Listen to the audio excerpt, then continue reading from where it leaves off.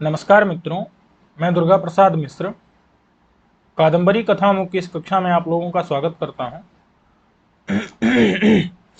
पिछले पाठ में हम लोगों ने हारित के वर्णन को देखा था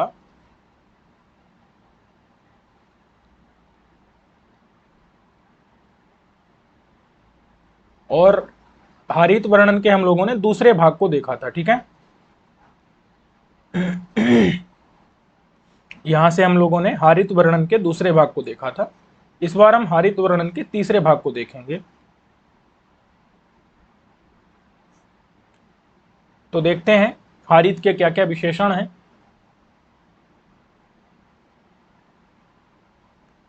गिरिरिव सौमेखलः, यहां से हम लोगों को देखना है। ठीक है, गिरिरिव सौमेखलः कहते हैं जिस प्रकार से गिरी होता है। क्या होता है? गिरी। गिरी मतलब क्या होता है? पर्वत। गिरी माने पर्वत। इव माने होता है की तरह। पर्वत की तरह कैसा है? सौमेखलः, मेखला सहित है। अब देखिए, मेखला किसे कहते हैं?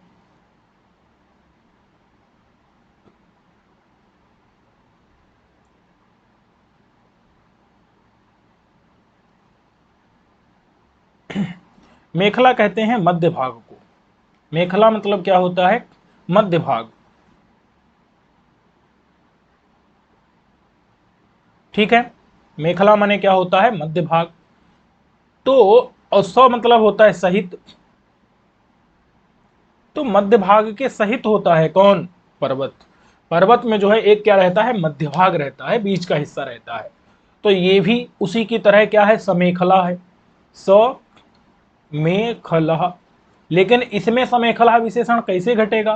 तो इसमें घटेगा मेखला, स माने सहित, मेखला के सहित। यहां मेखला का मतलब होता है जो कमर में बांधते हैं, जो मूंज की मेखला रहती है, करधनी रहती है। तो मूंज की मेखला, मेखला मतलब कटी में बांधा जाने वाला सूत्र जो कि मूंज का बना हुआ हो। ठीक है, तो स माने सहित। किसके सहित है? मेखला। मेखला यानी मूंज की, मूंज की करधनी समझ लो। ठीक है, तो मेखला क्या? मूंज की करधनी। तो उसके सहित कौन है? उसके सहित है हारित। हारित जो है वो मेखला पहने हुए है, मूंज की करधनी पहने हुए है। और गिरी माने पर्वत। वो पर्वत जो है माने कमर का जो क्या है, एक विशेष प्रकार का जो भी धागा, सूत्र समझ सकते हैं आप लोग। तो गिरी यानी कि पर्वत, पर्वत की तरह। पर्वत भी मेखला माने मध्य भाग के सामने सहित होता है, और ये भी समेखला माने कि मूंज की करधनी के सहित है हारित। समझ में आ गया कि नहीं इतना? अब कहते हैं कि राहुरिव, राहु की तरह है भाई। ये कैसे है राहु की तरह? तो राहुरिव असकृत आस्वादित सोमः, राहु की तरह क्या है? असकृत आस्वादित सोम है। ठीक है, क्या अर्थ है देख लेते हैं। तो राहु इव, राहु मतलब होता है जो एक माने सिंहिका का जो पुत्र है। राहु आप लोगों ने सुना होगा, राहु और केतु। तो राहु क्या करता है? चंद्रमा को ग्रस लेता है। राहु जो रहता है, इव माने की तरह, की तरह। तो राहु की तरह, राहु कैसा है भाई? तो राहु ने क्या किया है? तो यहां देखो असकृत लिखा है, इव के बाद में असकृत है, इसलिए जोड़ के क्या बन जाता है? इवासकृत। तो असकृत कहते हैं अनेक बार। असकृत माने क्या होता है? अनेक बार। आस्वादित, आस्वादित मतलब क्या होता है? ग्रहण किया है। आस्वादित मतलब क्या होता है? ग्रहण किया है, ग्रस लिया है। ग्रस लिया अथवा खा लिया, ये भी समझ सकते हैं। क्योंकि जो राहु है वो क्या करता है? सोम को माने चंद्रमा को ग्रस लेता है। तो आस्वादित माने स्वाद लेता है, उसको खा लेता है, ग्रस लेता है। ग्रास कहते हैं ना हम लोग, गाय को ग्रास दो। ग्रास क्या है? कौर, खाना। ग्रस माने खा लेना। तो राहु क्या करता है? सोम को, चंद्रमा को ग्रस लेता है, यानी कि आस्वादित कर लेता है। आस्वादित माने भी खाना होता है। तो असकृत माने अनेक बार आस्वादित किया है, ग्रस लिया है सोम माने चंद्रमा, सोम माने चंद्रमा जिसने। ऐसा कौन है? ऐसा तो है राहु, क्योंकि राहु ने क्या किया है? अनेक बार आस्वादित माने ग्रस लिया है, खा लिया है सोम को, चंद्रमा को जिसने। ऐसा कौन है? ऐसा है राहु। तो इसी प्रकार का हमारा जो है हारित भी है। क्यों? क्योंकि हारित क्या करता है? सोमयाग करता है। तो अनेक सोमयाग करता है, एक बार नहीं अनेकों सोमयाग करता है। तो राहु की तरह है हमारा जो हारित है उसने भी क्या किया? असकृत। असकृत मतलब क्या है? अनेक बार, अनेक बार आस्वादित। आस्वादित मतलब पिया है, पिया है। समझ आया कि नहीं? पिया है, पिया है मतलब पी लिया है। किसको पिया है? सोम को। सोम यानी सोम रस को। सोम मतलब क्या है? सोम रस। समझ में आ गया कि नहीं? जिसने। ऐसा कौन है? ऐसा है हमारा हारित। समझ में आया कि नहीं? कि हारित जो है उसने क्या किया है? असकृत। असकृत माने अनेक बार, असकृत माने अनेक बार, आस्वादित मतलब स्वाद लिया है, पिया है, सोम माने सोम रस को जिसने। ऐसा है हारित। असकृत माने अनेक बार। और इसने भी अनेक बार क्या किया? आस्वादित माने ग्रस लिया है, खा लिया है, सोम माने चंद्रमा को जिसने। तो अर्थ का थोड़ा सा भेद करके और दोनों में एक ही विशेषण घट जा रहा है, असकृत आस्वादित सोमा। तो इसीलिए जो है राहु की तरह कौन है? हारित है। और कैसा है भाई बता रहे हैं। तो पद्म निकर इव दिवस कर मरीचिपह। जैसे पद्म का निकर क्या करता है? दिवस की मरीचि को पी लेता है। पद्म का निकर क्या करता है? दिवस कर की मरीचि को पी लेता है। देखो समझो एक बार। पद्म मतलब होता है कमल। कमल का निकर कहते हैं समूह। तो कमलों का समूह कब खिलता है? जब सूर्य की किरणें आती हैं और वो उनको पीता है।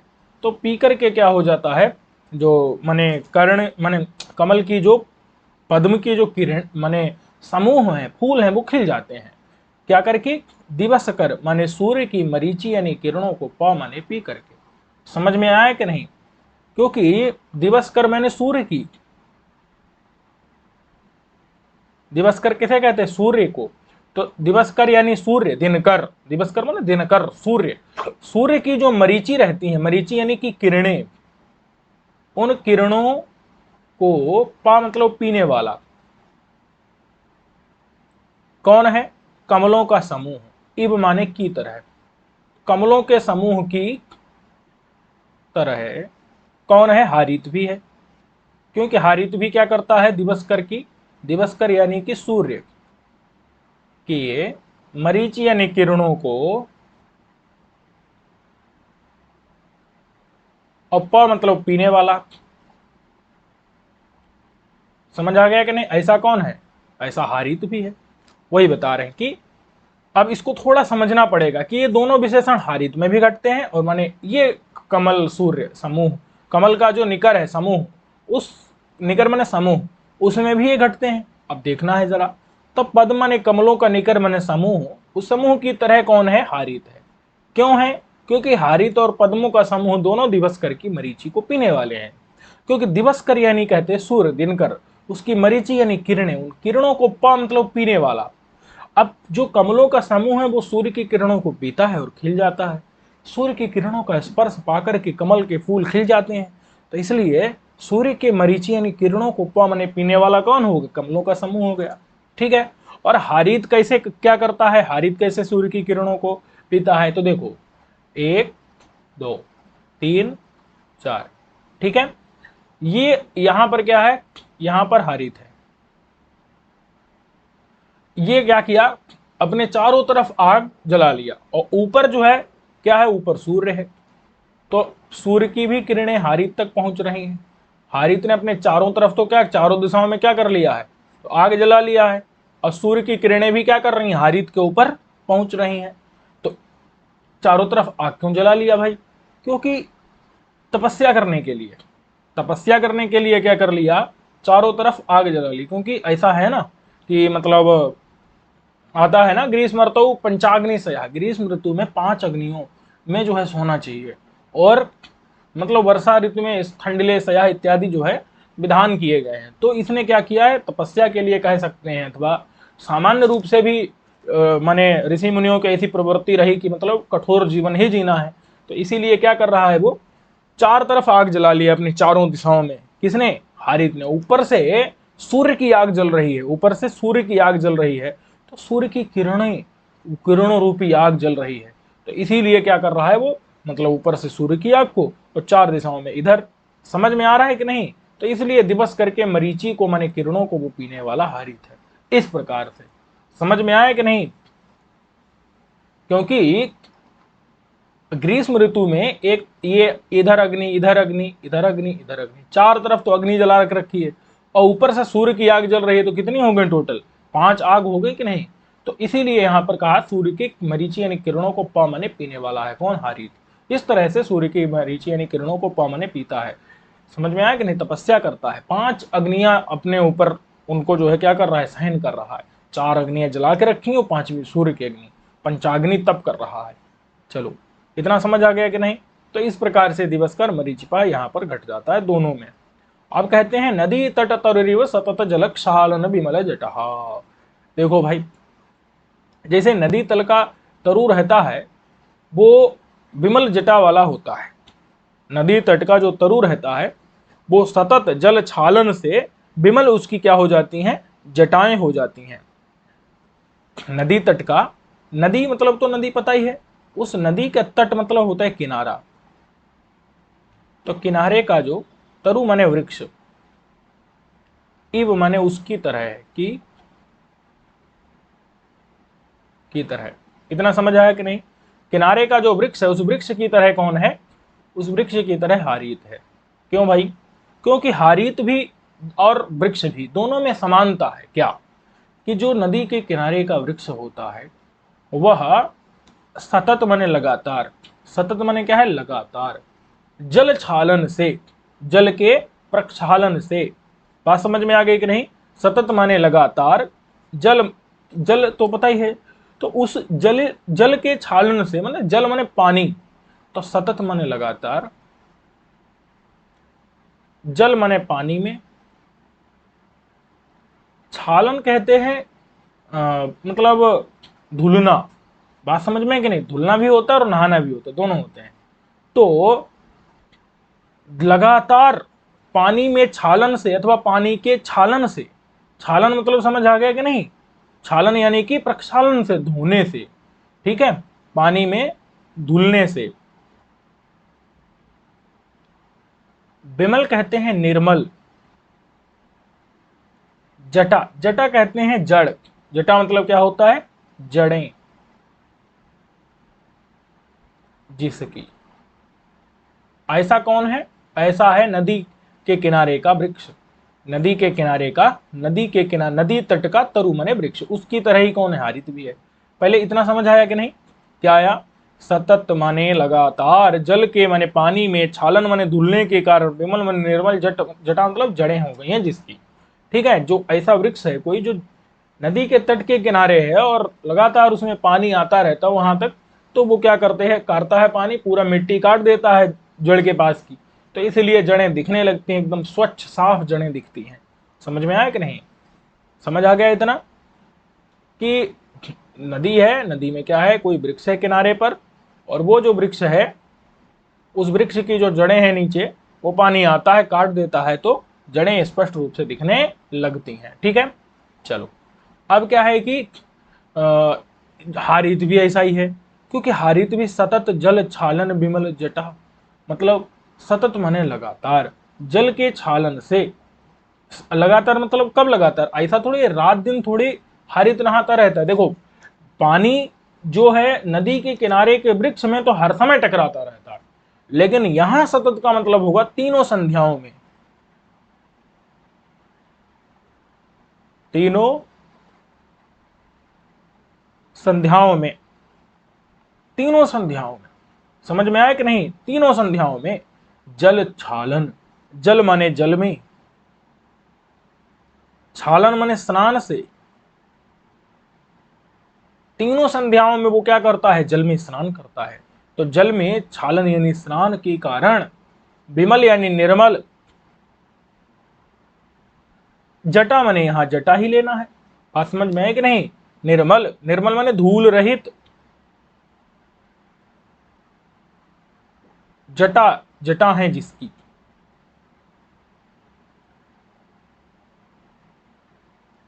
समझ आ गया कि नहीं। ऐसा कौन है, ऐसा अपना हरित है। सतत माने लगातार, लगातार माने हर समय नहीं कि पूरे हर समय नहाता ही रहता हो ना। सतत माने तीनों संध्या काल में। जल माने जल में, छालन माने स्नान से, विमल माने निर्मल धूल रहित जटा है जिसकी। ऐसा कौन हो गया, जटा हरित, ऐसा हरित है। और वो जो नदी तट तरुरे किनारे, नदी के किनारे के वृक्ष की तरह, नदी के किनारे का वृक्ष भी लगातार, वो तो लगातार 24 घंटे जो है जल छालन माने पानी में धुलने के कारण उसकी जो है विमल निर्मल जटा माने जड़ें हो गई हैं उसकी। और इसकी जो जटाएं, हारित की जटाएं हैं बालों की, वो क्या हो गई हैं, निर्मल धूल रहित हो गई हैं लगातार जल में स्नान करने के कारण। लगातार माने हर समय नहीं, 24 घंटे नहीं, अभी तीनों संध्याओं में। इतना समझ आ गया कि नहीं।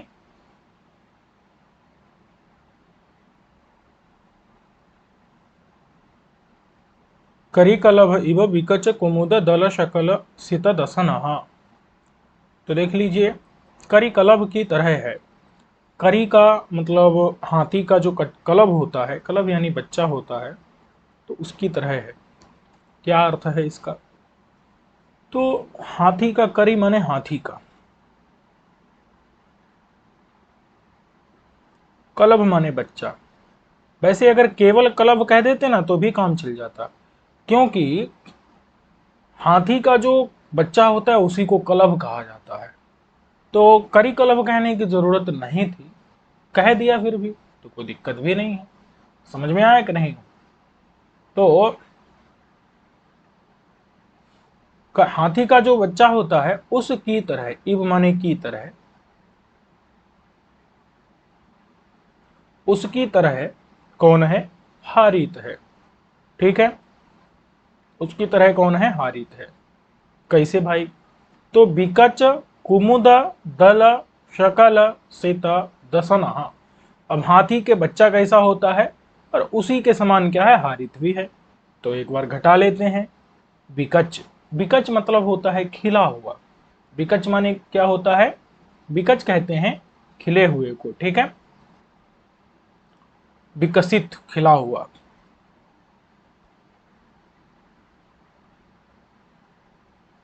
जो कुमुद का फूल रहता है, कुमुद का फूल रहता है, कुमुद का, समझ आ गया कि नहीं। जो खिला हुआ कुमुद का फूल रहता है, ठीक है, उस कुमुद के फूल के जो दल रहते हैं, दल माने पंखुड़ी, बिकच माने खिला हुआ कुमुद का फूल, उस कुमुद के फूल के जो दल रहते हैं, दल का मतलब क्या है, पंखुड़ी रहते हैं। ठीक है,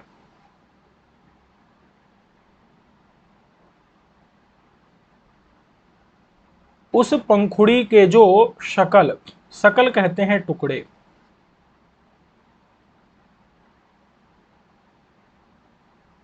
ठीक है, उस टुकड़े, टुकड़ों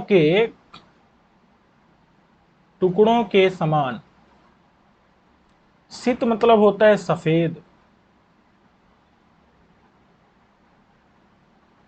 दसन माने होता है दांत, हैं जिसके। समझ आ गया कि नहीं, कि हाथी का बच्चा के जो उसके दांत रहते हैं, वो दसन माने दांत रहते हैं, वो सफेद रहते हैं। सित माने सफेद होते हैं, किसके समान सफेद होते हैं, तो बिकच माने खिले हुए, कुमुद माने कुमुद को जो फूल रहता है उसके दल माने जो पंखुड़ियां रहती हैं, उन पंखुड़ियों के जो शकल माने टुकड़े रहते हैं, उन टुकड़ों के समान सित माने सफेद, दसन माने दांत हैं जिसके। समझ में आ गया कि नहीं।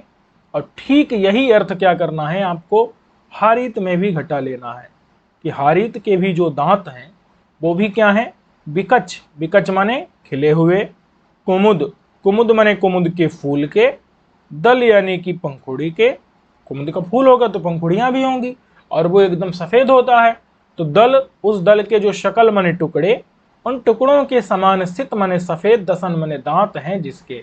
ऐसा कौन है? ऐसा ही हारित भी है। और ऐसा ही हाथी का बच्चा भी होता है, उसके भी दांत क्या होते हैं? एकदम सफेद होते हैं। समझ में आ गया कि नहीं? खिले हुए कुमुद के फूल के दल मने पंखुड़ी के शकल मने टुकड़ों के समान, सित मने सफेद दसन दांत हैं जिसके। क्योंकि कुमुद की पंखुड़ी के टुकड़े भी सफेद होते हैं, कुमुद फूल सफेद होता है, तो दांत भी इसके भी सफेद हैं उसी तरह से। समझ में आ गया कि नहीं? इसके माने हाथी के बच्चे के भी और हारित के भी। ये भी पूरा विशेषण हारित में ठीक वैसे ही घट जाएगा, इसलिए दोबारा इसको मैंने नहीं लिखा। अब कह रहे हैं कि द्रोणिरिव कृपानुगतः, द्रोणी की तरह कृपानुगत है ये। इसको समझ लेते हैं। जैसे द्रोणी, द्रोणी मतलब होता है द्रोण से अपत्य, द्रोण का पुत्र। द्रोण का पुत्र कौन था? अश्वत्थामा। तो द्रोणी किसे कहा जाता है? द्रोणी किस द्रोणाचार्य के पुत्र अश्वत्थामा को द्रोणी यानी कि अश्वत्थामा। इव मतलब होता है की तरह, की तरह। समझ आया कि नहीं? द्रोणी में क्या है? द्रोण से अपत्यम, द्रोणाचार्य का पुत्र अश्वत्थामा। उस अश्वत्थामा की तरह कौन है? हमारा ये जो है हारित भी है। कैसे है? तो कृपानुगतः, जैसे जो द्रोणी है, अश्वत्थामा है, वो क्या रहता है? कृपाचार्य से युक्त रहता है। कृपा मतलब कृपाचार्य, कृपाचार्य थे ना, उन कृपाचार्य से अनुगत, अनुगत मतलब होता है युक्त। अश्वत्थामा जो है कृपाचार्य से अनुगत रहता है, युक्त रहता है। मतलब जहां कहीं भी युद्ध होता है, संग्राम होता है, तो अश्वत्थामा और कृपाचार्य दोनों साथ साथ में ही रहते हैं। द्रोणी यानी अश्वत्थामा, युव माने की तरह, कृपानुगत कृपाचार्य से अनुगत माने यथा द्रोणी ही अश्वत्थामा कृपाचार्य से अनुगत होता है, युक्त होता है युद्ध आदि में, हमेशा कृपाचार्य के साथ में ही पाया जाता है। वैसे ही ये हारित भी क्या है? कृपा से अनुगत है। लेकिन यहां कृपा माने कृपाचार्य नहीं है, यहां कृपा मतलब क्या है? कृपा माने दया है, कृपा माने करुणा है। से अनुगत, अनुगत माने युक्त अथवा सहित कह लो, इसकी वजह सहित है। वो भी क्या है? कृपाचार्य के सहित है। से युक्त कहो चाहे सहित कहो, एक ही बात है। अनुगत माने सहित भी होता है, के युक्त से युक्त एक ही अर्थ है ना। कृपा माने कृपाचार्य से, अनुगत माने युक्त है अथवा उनके सहित है अश्वत्थामा। वैसे ही हारित जो है वो भी कृपा दया करुणा इनसे अनुगत है, युक्त है, इनके सहित है। समझ में आ गया कि नहीं? चलो, कृपा करने वाला है हारित। और हारित कैसा है? तो कह रहे हैं चित्र मृग कृत्तिकाश्लेषोपशोभित नक्षत्र राशि रेव, नक्षत्र राशि की तरह ये। जैसे नक्षत्र राशि कैसा होता है? नक्षत्रों का जो राशि, राशि मतलब होता है समूह। जैसे नक्षत्रों के समूह में चित्रा नक्षत्र होता है कि नहीं होता है? और मृग, मृगशिरा नक्षत्र होता है कि नहीं? नक्षत्रों का जैसे राशि माने समूह है, उसमें नक्षत्र रहते हैं। चित्रा, मृगशिरा, कृत्तिका, आश्लेषा इत्यादि सब क्या रहते हैं? नक्षत्र रहते हैं। बात समझ में है कि नहीं? तो वही बता रहे हैं कि जो नक्षत्रों की राशि माने समूह होता है, इसका तारों का, राशि माने समूह, वो समूह इव, इव माने की तरह, उस समूह की तरह। कौन है उस समूह की तरह? उस समूह की तरह हारित है। समझ इतना आ गया कि नहीं? देखो कैसे है। तो तारों का जो समूह है वो चित्र, चित्र माने चित्रा नक्षत्र है कि नहीं है? चित्रा नक्षत्र, मृग, मृगशिरा, मृगशिरा मृगशीर्ष कहो, कृत्तिका नक्षत्र है कि नहीं? आश्लेषा नक्षत्र है कि नहीं है? तो इन नक्षत्रों से उपशोभित, उपशोभित का मतलब क्या है? शोभा को प्राप्त होता है। चित्रा नक्षत्र से, मृगशिरा नक्षत्र से, कृत्तिका नक्षत्र से और आश्लेषा नक्षत्र, इन नक्षत्रों से उपशोभित है, यानी इन नक्षत्रों से शोभा को प्राप्त है। समझ में आया कि नहीं? नक्षत्रों से शोभा वाला कौन है? तारों का समूह। जो नक्षत्रों का राशि है, तारों का समूह है, उसमें चित्रा नक्षत्र है, मृगशिरा है, कृत्तिका है और आश्लेषा है। इन अरे नक्षत्र है ना, बहुत सारे 27 हैं, उनमें क्या है, 4 नक्षत्र ये भी हैं। ये चारों नक्षत्र क्या करते हैं? उस तारों के समूह की शोभा को बढ़ा देते हैं। तो यही बता रहे हैं कि चित्रा, मृगशिरा, कृत्तिका, आश्लेषा, इन नक्षत्रों से, नक्षत्रों के द्वारा उपशोभित माने शोभा वाला सुंदर कौन है? तारों का समूह है। इसी प्रकार से हारीत भी है भाई, तारों के समूह की तरह। कई क्यों है? क्योंकि हारीत जो है वो चित्र मृग, चित्र मृग मतलब क्या होता है? जो चितकबरा, मतलब कई रंग वाला। समझ में आ गया कि नहीं?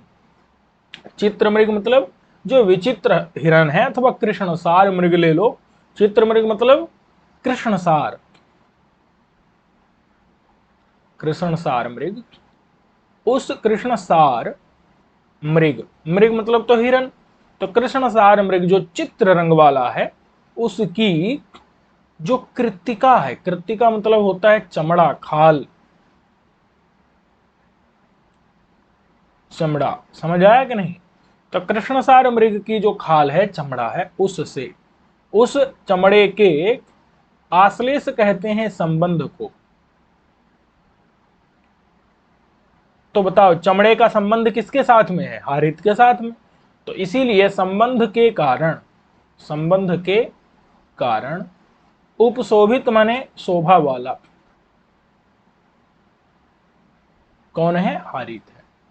देखो हारित जो है वो क्या पहने हुए है, क्या ओढ़े हुए है? चित्र मृग। चित्र यानी कृष्णसार मृग, जो कृष्णसार मृग है उसकी कृत्तिका यानी खाल को, चमड़े को हारित क्या किया हुआ है? ओढ़े हुए, पहने हुए है। तो उस खाल के आश्लेष माने संबंध के कारण, यहाँ आश्लेष है, आश्लेषा नक्षत्र नहीं, आश्लेष। तो जो कृष्णसार मृग है उसकी जो कृत्तिका माने खाल है, चमड़ा है, उसके आश्लेष माने संबंध के कारण, तो भाई संबंध तो खाल का ही हारित के साथ, वही उसको ओढ़े हुए है। तो इसलिए कृष्णसार मृग की, चित्र मृग की कृत्तिका मने खाल, चमड़ा, उसके आश्लेष मने संबंध के कारण उपशोभित मने शोभा वाला, शोभित हो रहा है कौन? हारित।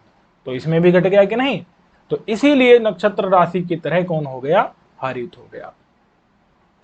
अब कह रहे हैं छपित बहुदोष, किसकी तरह? घर्म काल दिवस इव। देखते हैं कैसे है भाई। जो घर्म काल का दिवस रहता है, यहां पर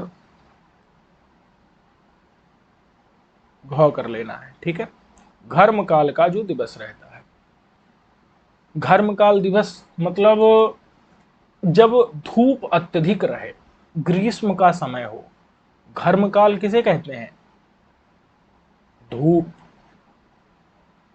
या घाम भी बोलते हैं, घाम, धूप घाम का जो काल रहता है, यानी गर्मी का।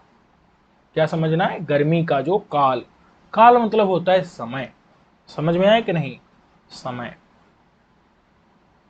तो उस समय के जो दिवस माने दिन होते हैं, घर्म मतलब घाम, गर्मी, धूप, घाम, उसका जो समय होता है, काल होता है, उस काल के जो दिन होते हैं, दिन लंबे हो जाते हैं, रातें छोटी हो जाती हैं। ऐसा है कि नहीं? है कि नहीं? ऐसा है। तो वही कह रहे हैं कि जो घर्म काल के दिवस हैं, दिन हैं, वो दिन क्या करते हैं? छपित बहु दोषः। छपित माने क्या कर देते हैं? नष्ट कर देते हैं। घर्म काल के जो दिन हैं वो क्या कर देते हैं? छपित, छपित यानी नष्ट कर देते हैं।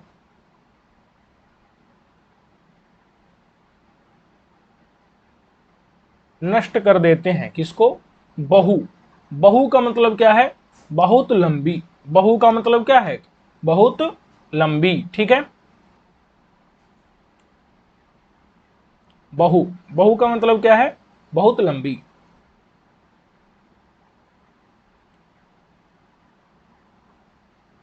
बहुत लंबी। और दोसा कहते हैं रात्रि को। क्या कहते हैं? रात्रि को। ऐसे कौन है? ऐसे हैं दिन। किसके दिन? घर्म काल के, गर्मी के समय के दिन। समझ आया कि नहीं आया? गर्मी के समय के दिन, घर्म काल मतलब गर्मी, धूप, घाम का जो समय, उसके जो दिवस माने दिन होते हैं, वो क्षपित माने नष्ट कर देते हैं। किसको? बहु मतलब बहुत लंबी, दोषा मतलब रात्रि को, बहुत लंबी रात्रि या रातों को, ऐसे कहें कि रातों को वो क्या कर देते हैं? नष्ट कर देते हैं। यानी कि बहुत लंबी रातों को तो क्या कर देते हैं? नष्ट कर देते हैं, दूर कर देते हैं। और क्या कर देते हैं? और नष्ट कर देते मतलब उनकी लंबाई को नष्ट कर देते हैं, और उनको क्या बना देते हैं? रातों को छोटा बना देते हैं। समझ आया कि नहीं? क्षपित माने नष्ट कर देते हैं। किसको नष्ट कर देते हैं? उनकी लंबाई को नष्ट कर देते हैं। रातें लंबी नहीं रह जाती हैं, दिन लंबे हो जाते हैं। समझ आया कि नहीं? ग्रीष्म काल के दिन जो है वो लंबे होते हैं, रातें छोटी होती हैं। उसी चीज को बता रहे हैं कि क्षपित माने नष्ट कर देते हैं, बहु माने बहुत लंबी, दोष मतलब रात्रि को, रातों को वो बहुत लंबी लंबी जो रातें हैं उनको नष्ट कर देते हैं, और छोटी छोटी रातों को उस समय पर वो कर देते हैं। समझ आया कि नहीं? ऐसे ही हमारा हरित भी है। हरित ने भाई क्या किया है? रातों को नष्ट कर दिया। क्या? लंबी रातों को ना, इसने क्षपित माने नष्ट कर दिया, नष्ट कर दिया है। बहु माने बहुत, लेकिन यहां बहुत लंबी नहीं है, बहुत से दोष को, बहुत दोषों को, बहुत से दोष, काम, क्रोध, लोभ, मोह, मद इत्यादि जो दोष हैं, उनको क्या कर दिया? बहु माने बहुत से दोषों को क्षपित यानी नष्ट कर दिया है। किसने? हारित ने। समझ आया कि नहीं? हारित ने क्या कर दिया है? बहुत से दोषों को, काम, क्रोध इत्यादि को नष्ट कर दिया है। और इधर जो है घर्म काल के दिवस माने धूप के जो, घर्म माने घाम का जो काल समय है, गर्मी का समय है, उसके जो दिन है वो भी क्या कर देते हैं? क्षपित माने नष्ट कर देते हैं। बहुत माने बहुत लंबी, दोषा मतलब रातों को, रात्रियों को, ऐसी रातों को वो नष्ट कर देते हैं। समझ में आया कि नहीं? बस इतनी सी बात है यहां पर। तो इसलिए क्या हुआ? घर्म काल के दिवस की तरह, इव माने की तरह कौन हो जाएगा? हारित हो जाएगा, क्योंकि वो दोनों में समान विशेषण घट गया कि नहीं घट गया। चलो अब कहते हैं जलधर समय इव प्रशमित रजह प्रसरः। जैसे रजह प्रसर, रजह मतलब होता है, देखो जलधर का समय होता है। जलधर किसे कहते हैं? जलधर कहते हैं बादल को। तो बादलों का जो टाइम होता है, उस समय पर क्या होता है? धूल का प्रसार, धूल का विस्तार थम जाता है। वही कह रहे हैं कि जलधर मतलब होता है बादल, जलों को धारण करने वाला। जलधर मतलब क्या होता है? बादल, मेघ। बादलों का जो समय माने काल, तो जो बादलों का टाइम है, इब माने की तरह, उसकी तरह है, उसकी तरह ही कौन है? उसकी तरह ही कौन है? हारित है। क्यों? क्यों है भाई? क्योंकि बादलों का काल भी क्या करता है? प्रशमित रजह प्रसरः। प्रशमित मतलब थाम दिया है, रोक दिया है।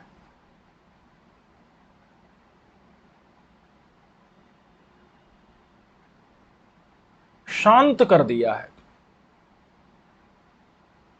कुछ भी ले सकते हैं, रोक दिया, थाम दिया, शांत कर दिया है। रजह माने धूल के, प्रसर माने फैलाव को, फैलाव अथवा विस्तार को, बढ़ने को। ठीक है? क्या? प्रसार को। प्रशमित माने थाम दिया, रोक दिया, शांत कर दिया है। रजह माने धूल के, प्रसर माने फैलाव को, विस्तार को। किसने? जिसने। ऐसा कौन है? ऐसा है जलधर का काल, बादलों का काल। बादलों का जो टाइम है, समय है, वो क्या करता है? प्रशमित माने शांत कर देता है, रोक देता है। रजा माने धूल के, प्रसर माने फैलाव को, विस्तार को रोक देता है। तो जिसने रोक दिया है, ऐसा कौन हुआ? ऐसा हुआ काल। और प्रशमित माने इसने भी देखो शांत कर दिया है।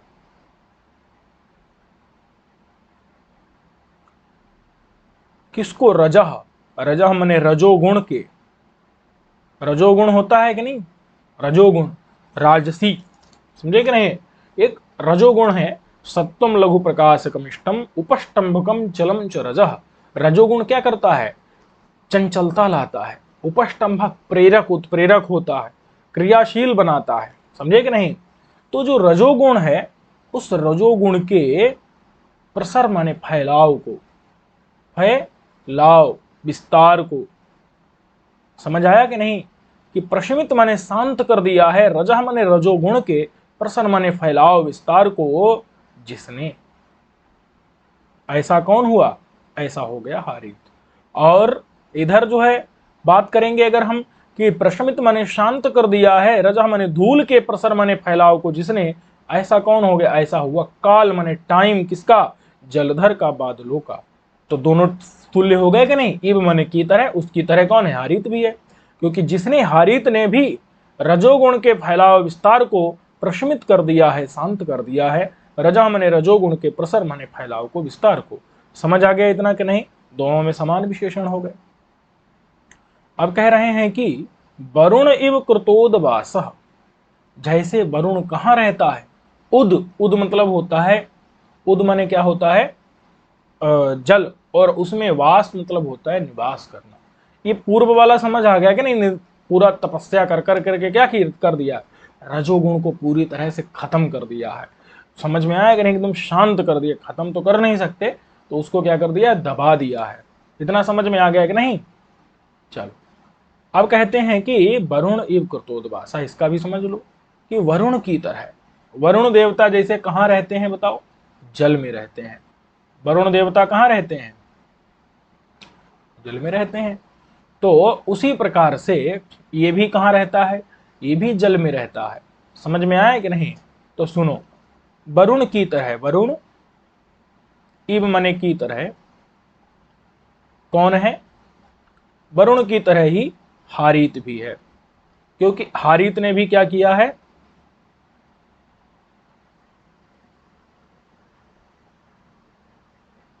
एक बार समझ लेते हैं। कृत मतलब होता है किया है, उद, उद मतलब होता है जल में, वास मतलब होता है निवास। समझ आ गया कि नहीं? कि वरुण जैसे जो है, कृत माने किया है, उद माने जल में, वास मतलब निवास। वरुण भी क्या करता है? कृतोद्वास, माने उसने भी जल, वरुण जो है जल में निवास करता है। उसी प्रकार से जल के देवता के रूप में, जल के देवता के रूप में वरुण कहाँ रहता है? जल में रहता है कि नहीं रहता है? तो कृत माने किया है, उद माने जल में, वास माने निवास। किसने? वरुण ने। और उसी प्रकार से कृत माने किया है। समझ में आया कि नहीं? वरुण देवता के रूप में कहाँ रहता है? उद माने जल में, वास माने निवास करता है। उद का मतलब उदक, और उदक माने पानी, आपने सुना ही होगा। तो कृत माने किया है, उद माने उदक में, जल में निवास, वास माने निवास जिसने, ऐसा कौन हुआ? ऐसा वरुण हुआ। अब कृत उद्वास कौन हो गया? हारित भी हो गया। क्योंकि हारित ने भी क्या किया है? उद्वास। उद्वास मतलब होता है एक व्रत। उद्वास क्या होता है? एक व्रत होता है जिसमें उद, उद मतलब होता है जल के, जल पर रह करके ही वास माने निवास किया जाता है। मतलब जल पर क्या किया जाता है? माने गुजारा जाता है। समझ में? केवल केवल जल ही पान किया जाता है, अथवा जल में रहा जाता है। दोनों प्रकार का हो सकता है। समझ में है कि नहीं? उद्वास नाम का क्या है? व्रत। उद्वास में क्या है? जल पर रहना, माने जल पर ही जिंदा रहना, तो ये भी हो सकता है। और जल में रहना, जल में रह करके मंत्र आदि जपते हैं ना, तो जल में रहना, जल के अंदर रहना देर देर तक, तो ये भी क्या होता है? उद्वास। तो उद्वास का मतलब क्या लेना है? विशेष प्रकार का व्रत लेना है। समझ आ गया कि नहीं? तो विशेष प्रकार का व्रत कौन किया है? वरुण देवता थोड़े करेंगे, हारीत ने। समझ आया कि नहीं? हारीत ने कृत माने किया है, उद्वास माने व्रत विशेष, जल में रहने वाला, अथवा जल के जल पर जिंदा रहना। समझे कि नहीं? जल को पी करके ही केवल रहना, इस प्रकार का व्रत किसने किया? हारित ने किया है। तो कृतोद्वासा कौन हो गया? हारित भी हो गया कि नहीं? उद्वास मतलब होता है व्रत, कृत मैंने किया है। व्रत कैसा? जल पर रहना या जल में रहना। ठीक है, तो ऐसा व्रत किसने किया? हारित ने। तो कृतोद्वासा हारित भी हो गया कि नहीं? और कृतोद्वासा मतलब कृत मैंने किया है जल में, वास माने निवास, किस रूप में? देवता के रूप में। किसने? वरुण ने। तो वरुण, वरुण में भी घट गया। तो इसलिए वरुण की तरह ही ये भी क्या है? कृतोद्वास है, हारित और वरुण में यहाँ पर तुल्यता दिखा दी गई। ठीक है, अब कह रहे हैं हरिरिव अपनीत नरक भयः, हरि की तरह,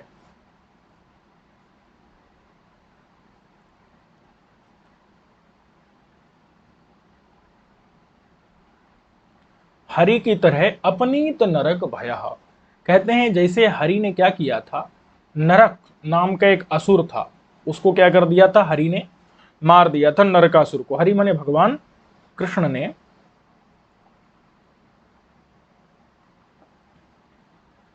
ठीक है, इतना समझ में आ गया कि नहीं। हरि यानी भगवान ने क्या कर दिया था, उसको मार दिया था। किसको,